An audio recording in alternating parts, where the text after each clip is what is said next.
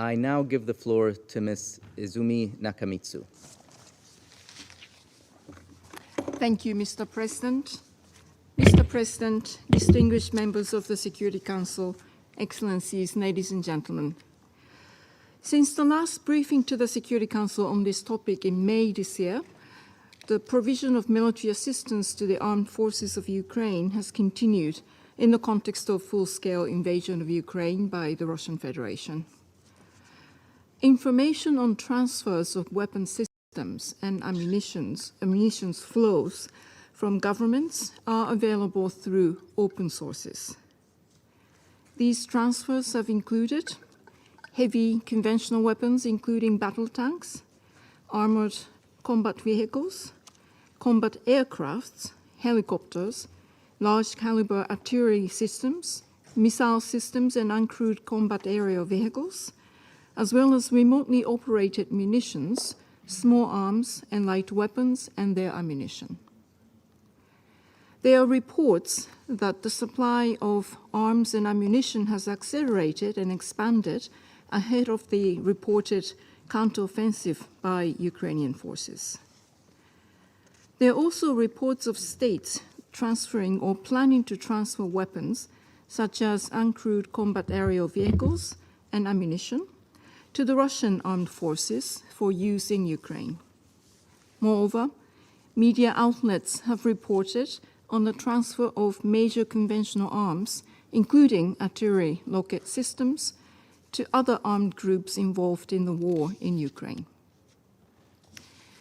The supply of weapons into any armed conflict situations raises significant concerns about the potential escalation of violence and the risks of diversion.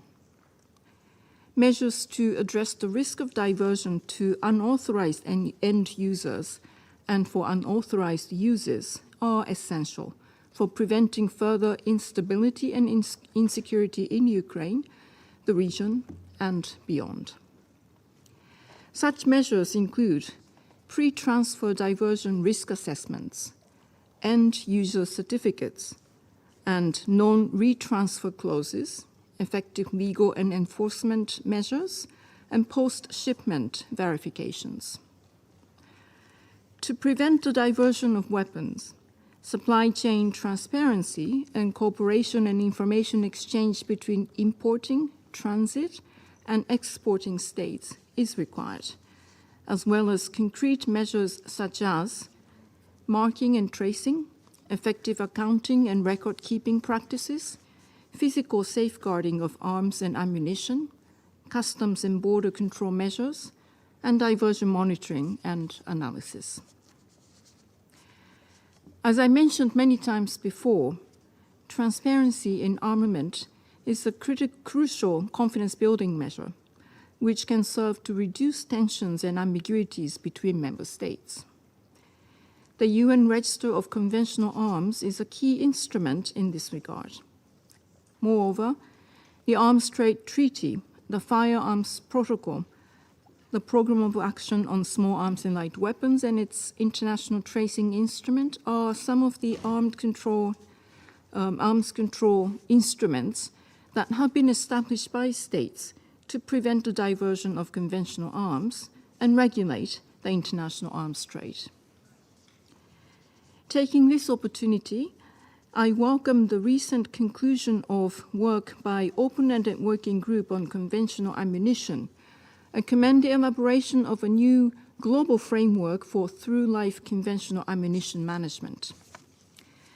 The framework is a much-needed instrument to more effectively counter the diversion of conventional ammunition of all types, which continue to fuel instability, insecurity, and conflict across the world. I reiterate my call to states to join relevant treaties and agreements and to fully implement their legal obligations and political commitments under conventional arms control instruments to which they are party, to minimize the risk of diversion of arms and ammunition.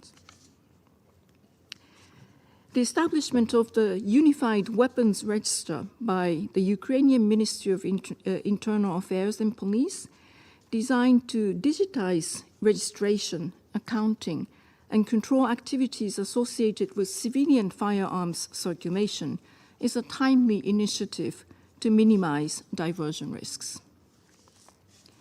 Mr. President, the impact of the intensifying war in Ukraine on civilians continued to be an area of serious concern. From 24th of February 2022 to 18th of June 2023, the Office of the High Commissioner for Human Rights has recorded 24,862 civilian casualties in Ukraine, with 9,083 killed and 15,779 injured. The actual figures are likely to be considerably higher. The vast majority of civilian casualties are a result of the use of explosive weapons with wide area effects. The missile attack in central Kramatorsk on 27th of June, which killed 12 people, is a case in point. The Secretary General has unequivocally urged all sides to avoid the use of explosive weapons in populated areas, as such use is highly likely to result in indiscriminate harm. I take this opportunity to refer to the political declaration on strengthening the protection of civilians from the humanitarian consequences arising from the use of explosive weapons in populated areas, adopted in November 2022. In addition to the thousands of civilians killed and injured, the continued and intensified attacks against critical infrastructure and essential services, including energy infrastructure, health and educational facilities, roads and bridges, is alarming. Mines and explosive remnants of war have resulted in widespread land contamination, rendering land unusable for agriculture, while impeding the movement of people. The destruction of the Kakhovka hydroelectric power plant dam is possibly the most significant incident of damage to civilian infrastructure since the start of the war. Under international humanitarian law, parties to an armed conflict are prohibited from targeting civilians and civilian infrastructure and have the responsibility to take all feasible precautions in the conduct of military operations to avoid or at least minimize incidental loss of civilian life, injury to civilians, and damage to civilian objects. The United Nations strongly condemns attacks against civilians and civilian infrastructure and call for their immediate cessation. Mr. President, distinguished members of the Security Council, the past 16 months has seen immense loss, suffering, and devastation in Ukraine. As the conflict has intensified, diplomatic efforts and initiatives by member states seeking de-escalation and calling for a peaceful settlement have also increased. The United Nations stands ready to support all meaningful efforts to bring a just and sustainable peace to Ukraine. In this, we are guided by international law, including the Charter of the United Nations and relevant General Assembly resolutions, as the Secretary General has repeatedly emphasized. I thank you very much for your attention. I thank